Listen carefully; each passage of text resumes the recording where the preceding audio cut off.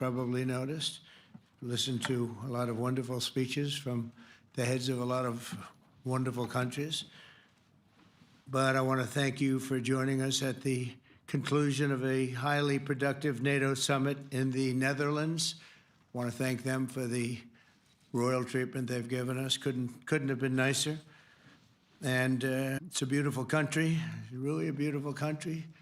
Coming in, I saw the most beautiful trees. In fact, I want to bring some back with me. I want to also thank, I had breakfast this morning with the King and Queen, and they're incredible people. I said, you're central casting, beautiful people, great people, big, beautiful heart. And I enjoyed that. And also NATO Secretary General Mark Rutte, who's been terrific. He's been a friend of mine, used to be right here running this wonderful country. Now he's the NATO Secretary General. He's doing a fantastic job. And the Prime Minister, we appreciate everything you've done. And as you know, last weekend, the United States successfully carried out a massive precision strike on Iran's nuclear enrichment facilities, and it was very, very successful. It was called obliteration. No other military on earth could have done it, and now this incredible exercise of American strength has paved the way for peace with a historic ceasefire agreement late Monday, and we call it the 12-day war. Spoke to a few people. I guess that just sounded like the right name. It was a 12-day war. And we think it's over. I don't think they're going to be going back at each other. I don't think so. Not only have we dealt decisively with the critical threat of Iran's nuclear program, which was what I wanted. I said, Iran cannot have a nuclear weapon. I've said that for 15 years, long before I decided to do the political thing. But we've also reasserted the credibility of American deterrence, which is like no other. The people at NATO said there's never been anything. You know, I rebuilt the entire military during my first term. And we have a great military. We have great generals. I got to know the good ones and the bad ones. We kept the good ones. Over the past 2 days, I was honored to participate in the NATO leaders meeting and also had extremely good individual discussions with the King and the Queen, Secretary General Rutte, and the Prime Minister. Great discussions. Very knowledgeable people. Major focus of our conversations at the summit was the need for other NATO members to take up the burden of the defense of Europe, and that included the financial burden. As you know, it was 2%, and we got it up to 5%. And they said, a couple of them came up to me. One in particular said, sir, we've been trying to get it up to 3% for 20 years, and we haven't been able, and you got it up to 5%. So they're going to be, most of them, I guess almost all of them, are going to be contributing now 5%, a number that people are surprised at, but you need it today. The United States accounts for 2/3 of all NATO defense spending, and since I began pushing for additional commitments in 2017, believe it or not, our allies have increased spending by $700 billion. I said to people, you don't have any money, and a lot of them weren't paying. And so I started the process, and I picked it up as soon as I got back, which is 6 months ago. And following my election last November, almost all have accelerated plans to reach the 2%, 3%, 4%, and then ultimately, very quickly, 5%. And all of this is going to be done very quickly, almost immediately. You probably know this as well as I do. I'm sure they've been talking about it. It's really been a big focus. In a very historic milestone this week, the NATO allies committed to dramatically increase their defense spending to that 5% of GDP, something that no one really thought possible. And they said, you did it, sir, you did it. Well, I don't know if I did it, but I think I did. This will be known as the Hague Defense Commitment, which is pretty good, pretty appropriate. When the allies reach this number, it will add more than $1 trillion a year. Think of that, $1 trillion per year to our common defense. And this is a monument really to victory, but it's a monumental win for the United States, because we were carrying much more than our fair share. It was quite unfair, actually. But this is a big win for Europe and for actually Western civilization. For years, past administrations failed to get most allies to contribute even the 2%. I remember when I came here, we had 4 countries that were up to 2%, and I remember Poland was there. A couple of them were there, and but most of them were. We had 28 at the time. As you know, it's increased a little bit, and they've agreed now to more than double their budgets in all cases. And Europe stepping up to take more responsibility for its security will help prevent future disasters like the horrible situation with Russia and Ukraine, and hopefully we're going to get that solved. Last week they lost 7,000 soldiers, mostly soldiers, but they're also getting hit in Kiev. They're getting hit in some of the towns also. And that means life. Life is disappearing also in the cities and towns. Should have never happened, would have never happened if I was president. I said it 1,000 times, and it never did happen. It's never even thought about. But it's vital that this additional money be spent on very serious military hardware, not bureaucracy, and hopefully that hardware is going to be made in America because we have the best hardware in the world. You saw that where 14 missiles were shot at us the other day. And they were very nice. They gave us warning. They said, we're going to shoot them. Is 1 o'clock okay? They said, it's fine. And everybody was emptied off the base, so they couldn't get hurt except for the gunners. They call them the gunners. And out of 14 high-end missiles that were shot at the base in Qatar, all 14, as you know, were shot down by our equipment. Amazing stuff. Amazing that they can do. It's like shooting a bullet with a bullet. It's the same thing if you think about it. 14 out of 14, and they weren't even that surprised. I said, do you do that well often? They say, we pretty much do, sir. The Ukraine crisis has also highlighted the urgency of rebuilding our defense industrial base, both in the United States and among the allied nations. We cannot afford to be dependent on foreign adversaries for critical minerals. And as you know, we made a deal with Ukraine to take a vast amount of the land they have for minerals. We need it. And once again, I want to thank all of the people in the Netherlands, incredible people. It's a great place. And all of the NATO allies for the tremendous summit that we just had. A letter just came in, and a statement came in from the Atomic Energy Commission of Israel. And I just wondered, this is an official letter, and they're very serious people, as you know.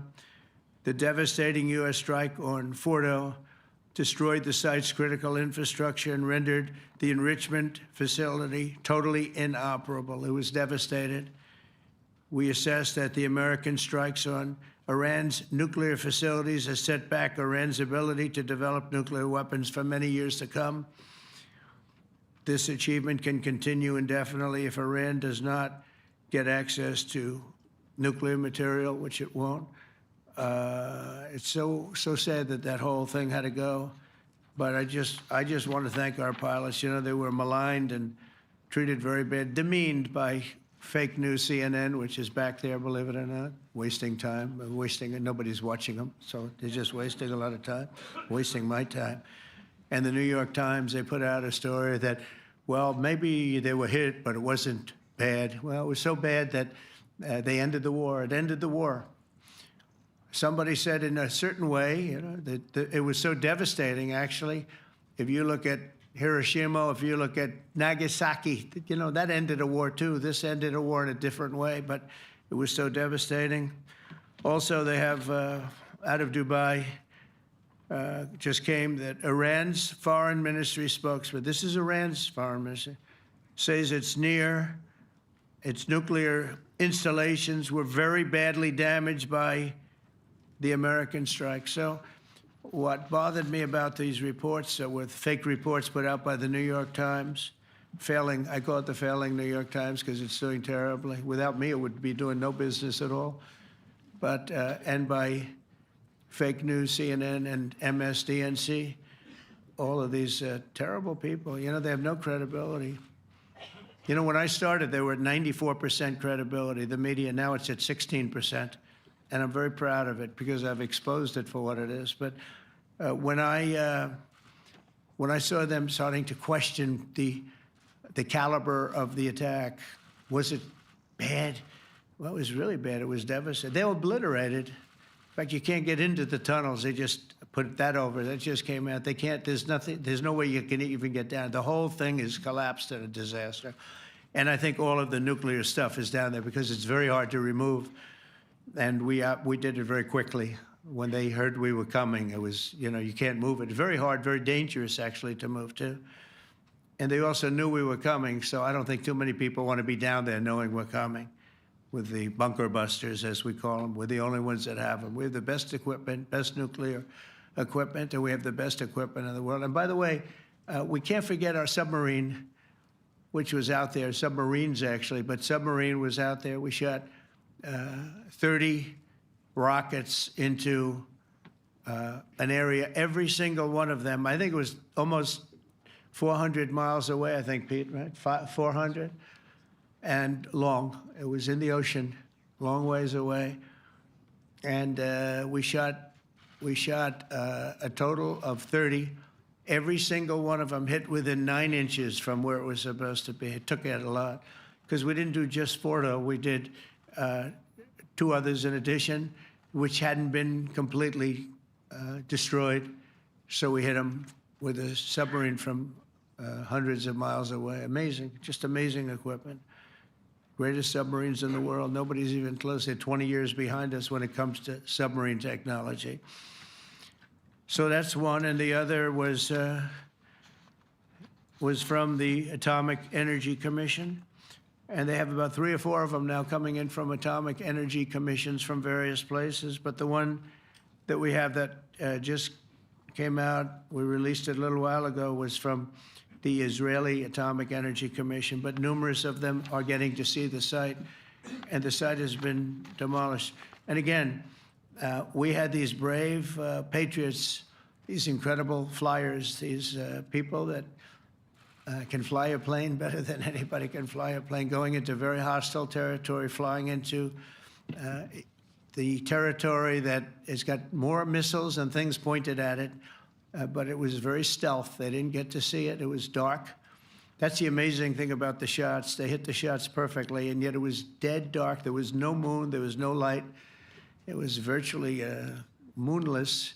It was very dark, and the shots were hit perfectly. But when they get demeaned, and they were very upset about it because they knew how strong it would be. Back in Missouri, the pilots flew about 36 hours, 2 ways, far distance, and in those incredible B-2s. And we then had the F-22s, and we had the F-35s, and we had other planes, and we had, I think, a total of 52 tankers. That means the big tankers, because the refueling was a lot for all of the different planes that we sent. Incredible operation, and I have to say, General Raisin Cain was incredible. That's why he beat ISIS, and we beat ISIS in a matter of weeks. I was told it would take 4 to 5 years. We did it in a few weeks, and he was great. That's why he's the head of the Joint Chiefs of Staff right now, because I had a very good experience with him. He knocked out ISIS in a period of literally a few weeks. Amazing. And it was supposed to take a few years, 5 years to be exact. So we had a great victory there, and we then came here, and I think we had a great victory here. But this is an ongoing project. This is the safety of Europe, the safety of the world. And they've raised it from 2% to 5%, something which nobody, and you're talking about over $1 trillion a year. So we're talking about a lot of money coming in from countries that we're not paying nearly enough to be effective.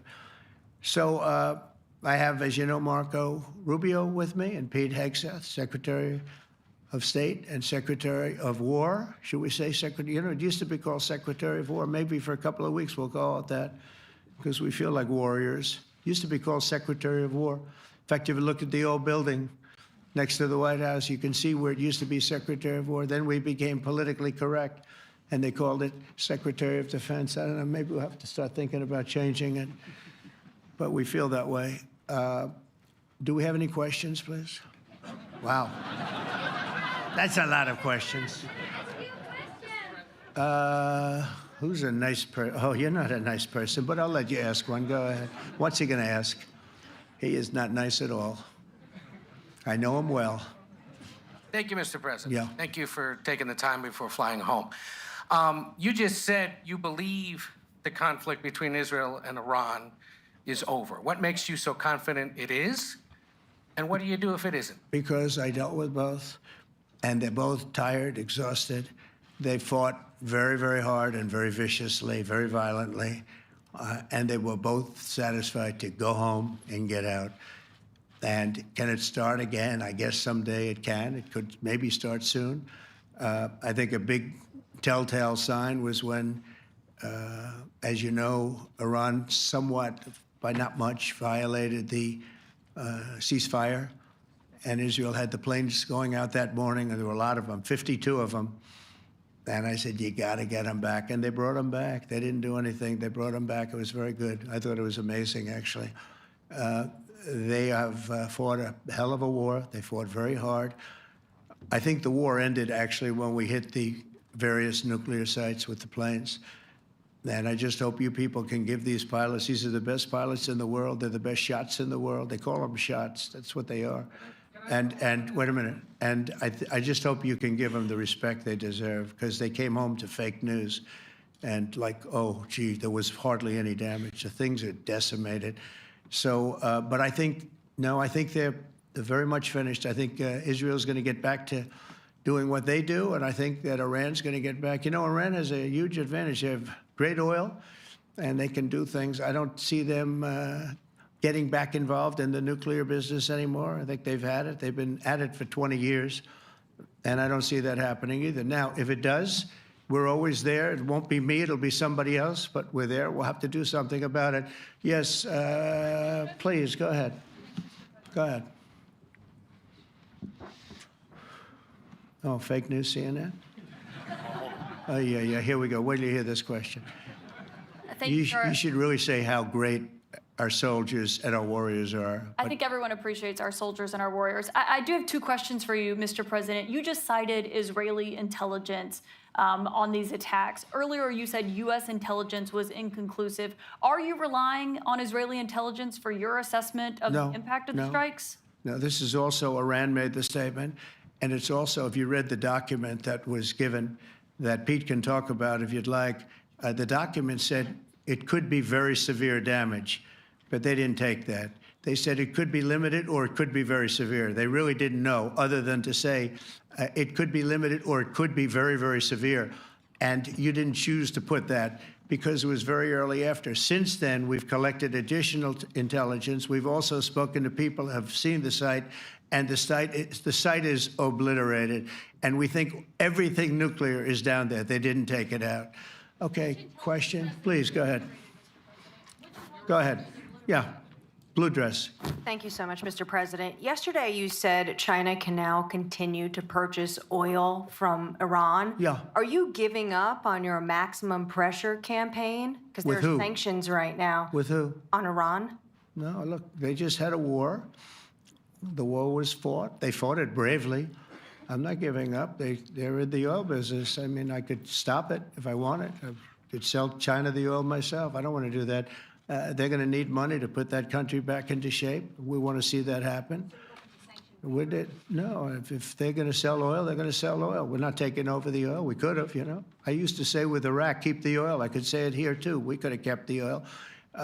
No, China is going to want to buy oil. They can buy it from us. They can buy it from other people. But you're going to have to put that country back into shape. It desperately needs money. Yeah. Yeah, please. Here we go. I'm picking the beauties today. Go ahead. Mr. President, Secretary General Rutte has described President Putin as an adversary, a threat, an enemy. Do you view him the same way? And in addition to that, you mentioned General Kane, your chief of staff, the chairman of the Joint Chiefs of Staff. General Kane. Yes, he has said that Mr. Putin has territorial ambitions beyond Ukraine. Do you view that in the same way? Possible. I mean, it's possible. I know one thing. He'd like to settle. He'd like to get out of this thing. It's a mess for him. He called the other day. He said, can I help you with Iran? I said, no, you can help me with Russia. Because, you know, in the last few weeks, we took care of India and Pakistan. Kosovo, Serbia. I think on Friday we have coming in, the Congo is coming in, and Rwanda is coming in. That was a vicious war that went on, a machete war, heads chopped off all over Africa. They're coming in. We did 2 others in addition to that. Nobody's ever done anything like this. No, I consider him a person that's, I think, been misguided. I'm very surprised, actually. I thought we would have had that settled easy. I've settled 4 of them in the meantime. But he did call up, and he said, you know, he's close to Iran. He'd like to help us get a settlement. I said, no, you help me get a settlement with you, with Russia.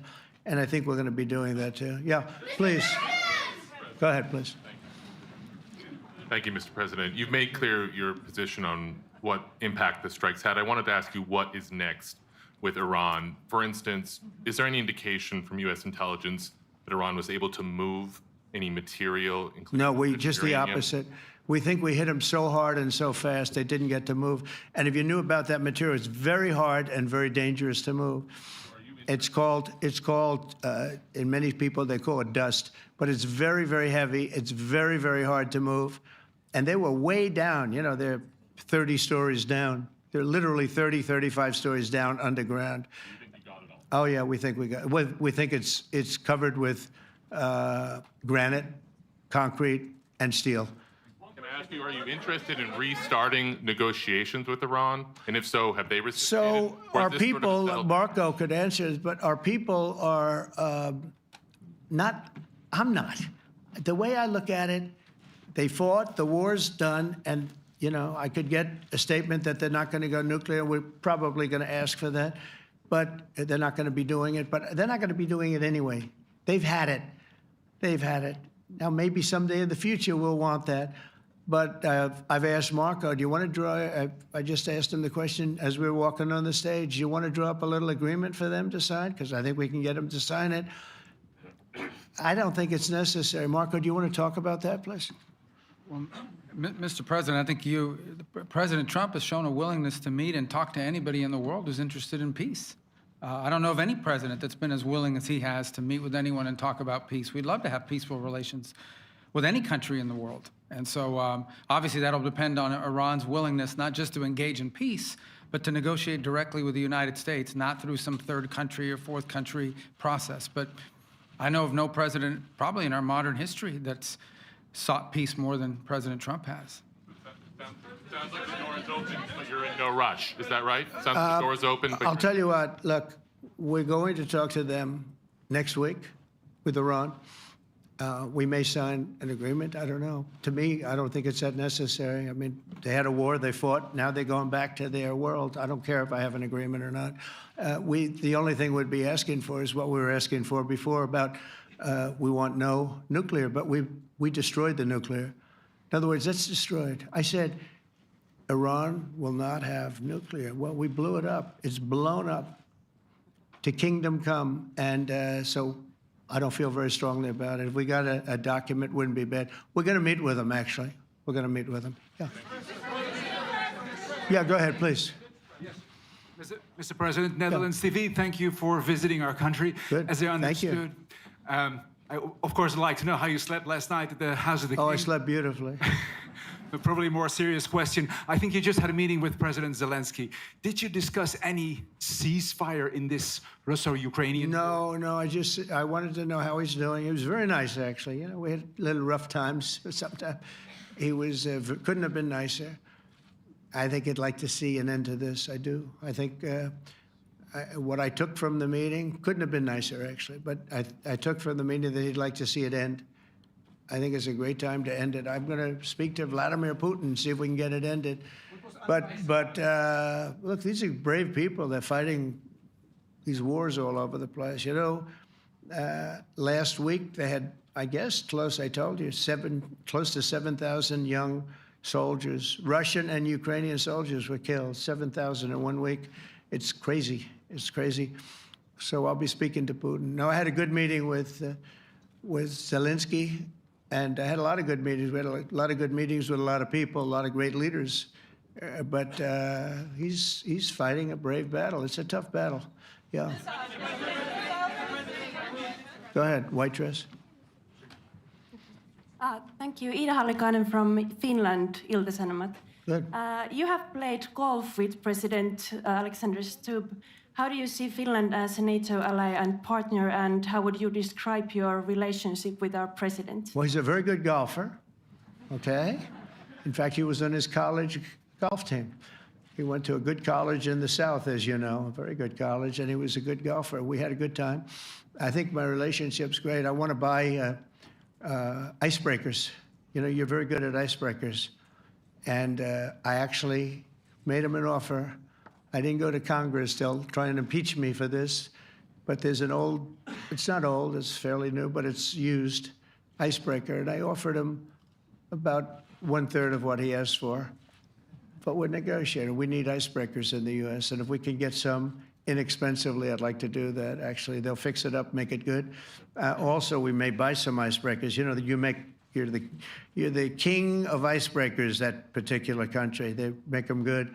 They make them really good, and they know what they're doing.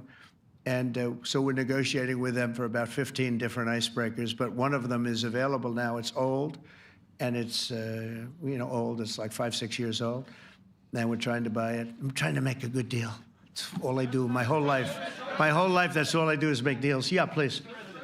Go ahead. Sir, go ahead.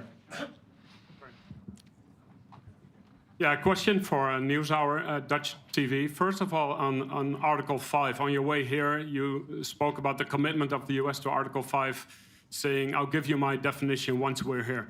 Yeah. What is your definition, and may the U.S. commitment to Article 5 change in case some of the NATO members do not reach the threshold that was discussed today?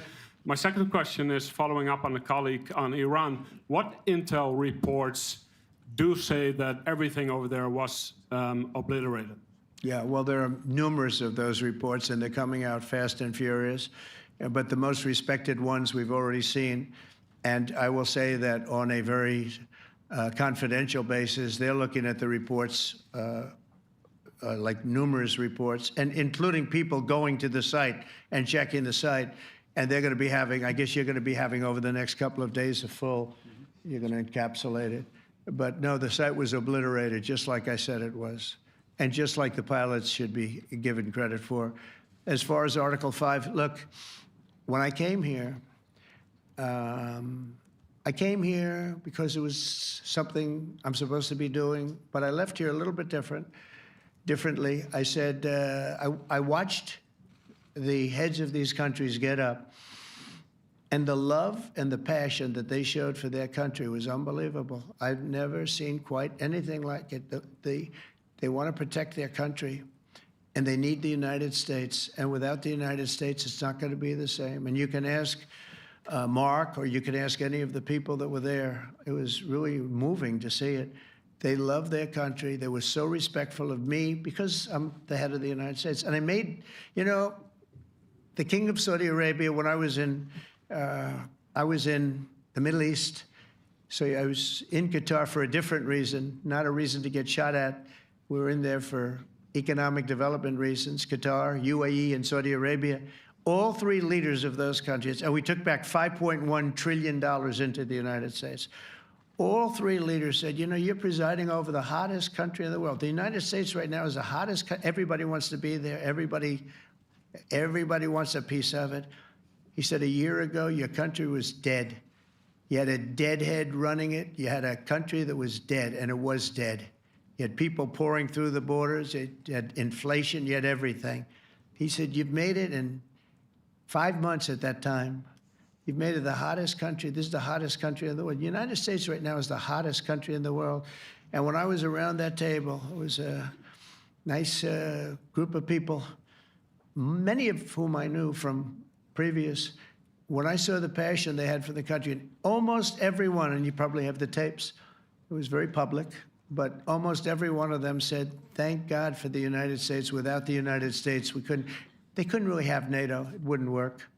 It wouldn't work. It will in the future because now they're paying much more money, but it wouldn't work. It was great. And I left here differently. I left here saying that these people really love their countries. It's not a ripoff. And we're here to help them protect their country.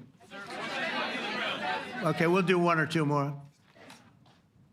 Thank you, Mr. President. Yeah. A question on Spain. Are you satisfied with today? Oh, I think Spain's terrible what they've done. No, I do. They're the only country that won't pay the full up. They want to stay at 2%. I think it's terrible. And you know, they're doing very well. The economy is very well. And that economy could be blown right out of the water with something bad happening. You know, Spain is the only country that, are you from Spain? Yeah. Good, congratulations. You're the only country that is not paying. I don't know what the problem is. I think it's too bad. So we'll make it up. You know what we're going to do? We're negotiating with Spain on a trade deal. We're going to make them pay twice as much. And I'm actually serious about that. We're going to make Spain, I like Spain. I have so many people from Spain that it's a great place and they're great people. But Spain is the only country out of all of the countries that refuses to pay. And, you know, so they want a little bit of a free ride. But they'll have to pay it back to us on trade because I'm not going to let that happen. It's unfair. It's unfair to NATO. All right, sir, please. Go ahead, right in the back. Yeah, you, tall one. The tall man. Mr. President, Johannes Petra from Austrian National Television. How are you? You once said that you would end the Ukraine war in 24 hours. You later said you said that sarcastically. Well, of course it was sarcastic. But you've now been in office for 5 months and 5 days. Why have you not been able to end the Ukraine war? Because it's more difficult than people would have any idea. Vladimir Putin has been more difficult. Frankly, I had some problems with Zelensky. You may have read about him. And it's been more difficult than other wars. I mean, look, we just ended a war in 12 days that was simmering for 30 years, frankly. We ended Rwanda and the Congo. It's coming to sign the documents. We've already signed basic documents, but they're coming, I think, to the White House on Friday. We ended, Serbia was going to go at it. But maybe the most important of all, India and Pakistan. And that wasn't whether or not they may someday have nukes like we're talking about in the Middle East, like we're talking about with Israel and Iran. This is they have nuclear weapons. I ended that with a series of phone calls on trade. I said, look, if you're going to go fighting each other, it was getting very bad. You know how bad that last attack was. It was really bad. If you're going to go fighting each other, we're not doing any trade deal. No, no, no, you have to do a trade deal. I said, we're not doing any trade deal. And in fact, I had the general, who was very impressive. The general from Pakistan was in my office last week. You know, Prime Minister Modi is a great friend of mine. He's a great gentleman. He's a great man. And I got them to reason. I said, we're not doing a trade deal if you're going to fight. And if you're going to fight each other, we're not doing a trade deal. And you know what? They said, no, I want to do the trade deal. We stopped the nuclear war. Go ahead. Go ahead, Jeff. Here's another beauty, Jeff. He's a beauty, all right. Go ahead. Mr. President, to follow up on Ukraine, will the United States contribute any more money to Ukraine's defense this year to the $5 billion that allies are giving? And one question, you had another meeting with the Dutch opposition leader, Mr. Wilders. Can you tell us about that meeting? And are you upset about his anti-Muslim stance? I'm not upset about it. It's just his view. He's unhappy with the way things are going in this country and various countries. He was an opposition leader. And I was asked to meet with the opposition leader by the people that are running. I think they have some deal where if you have a meeting, you're supposed to meet with an opposition leader. I said, that's strange. We don't do that. But I met with I didn't know him. He seemed like a very nice guy, but he's in opposition to the current people, and that was set up by the current people. So I assume when I met with the Prime Minister, you're supposed to meet with the opposition. We'll have to try that sometime in our country. Let's not do it. But I thought he was very good. As far as money going, we'll see what happens. There's a lot of spirit. Look, Vladimir Putin really has to end that war. People are dying at levels that people haven't seen before for a long time. Go ahead. Go ahead. White shirt. Oh, she's all excited. Okay. So, BBC News Ukrainian. Where are you from? I'm from Ukraine. Oh, so my wow. question to you is whether or not the U.S. is ready to sell anti-air missile systems Patriot to Ukraine. We know that Russia has been pounding Ukraine really heavily right now. Are you living yourself now in Ukraine? My husband is there. Wow. And I can see you're very, it's amazing. and me with the kids. I'm in Warsaw actually because he wanted me to be. Is your husband a soldier? No? He's He's there now? yeah Wow. That's rough stuff, right? That's tough. And you're living here? in Warsaw. And you're a reporter? I am. Good. So let me just tell you, they do want to have the missiles, okay, as they call them, the Patriots. And we're going to see if we can make some available, They're very hard to get. We need them too. We were supplying them to Israel, and they're very effective, 100% effective. Hard to believe how effective. And they do want that more than any other thing, as you probably know. That's a very good question, and I wish you a lot of luck. I mean, I can see it's very upsetting to you. So say hello to your husband, okay? Thank you. Go ahead. Thank you. Thank you, Mr. President. You were criticizing Where are you from? Bloomberg News. Oh, Bloomberg. That's wonderful. You were criticizing the Federal Reserve Chair before coming to this summit. Yeah, I think he's terrible. I was wondering if you've begun interviewing different candidates for the Fed pick. Yeah, I know within 3 or 4 people who are going to pick. I mean, he goes out pretty soon, fortunately, because I think he's terrible. We have no inflation. We have a tremendous economy.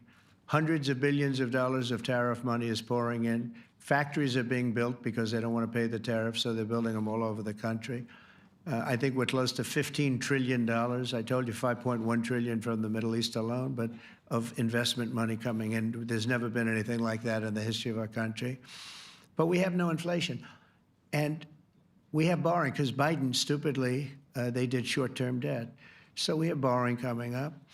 And, we'll go 10 years, maybe longer, maybe shorter, but we'll go a long period of time when we do the debt. And because of him, because of this guy, we will have to pay for years. We'll be paying for him. And I said to him, listen, there's no inflation. He says, but maybe there'll be some. That's true. I said, if there is some, what you do is raise the rate. I'm okay with that. You raise the rate in 2 years from now or in a year from now. But because the rate's high, we have to pay more for debt. It's pretty equal. In other words, if it's 4%, it's 4%. If you drop it a point, you'll pay 3%. So it's fairly equal, not necessarily, but fairly equal. So we're going to end up paying maybe 2 points or 3 points more. 3 points would be about $900 billion a year because of this very average mentally person. He's an average mentally person. I'd say low in terms of what he does, low. Low IQ for what he does, okay?